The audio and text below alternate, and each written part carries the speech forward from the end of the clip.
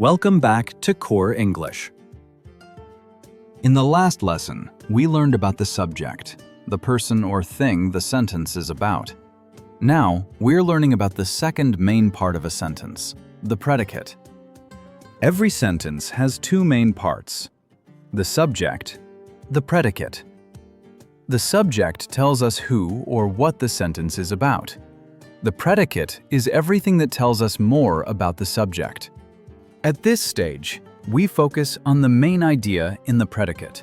The predicate can tell us what the subject does, what the subject is, or what the subject has. Later, we will learn how the predicate can also include information like where, when, and how, but not yet. Let's look at some examples. Look at this sentence. The dog runs. The dog, this is the subject. Runs, this is the predicate. The predicate tells us what the dog does. Another example. She is tired. She, subject, is tired. Predicate. The predicate tells us what the subject is. One more.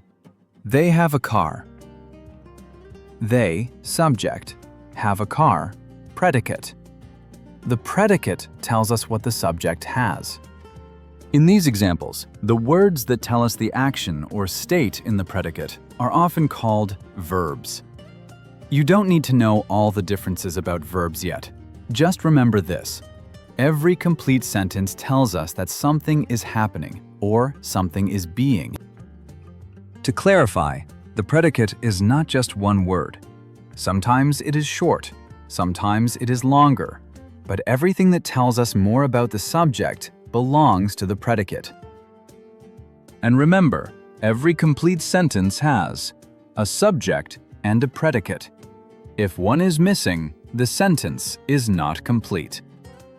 Listen to this sentence and answer each question. My brother works.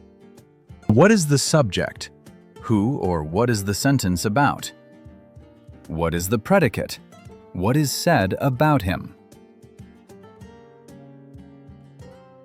Now this one. The children are happy. What is the subject? What is the predicate? In later lessons, we will learn how to add more information to the predicate. But for now, your job is simple.